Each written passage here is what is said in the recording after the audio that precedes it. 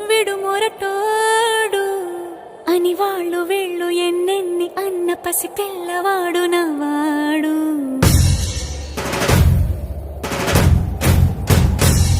విడుముండోడు అని ఊరు వాడ అనుకున్న గాని మహారాజు నాకు నవ్వాడు.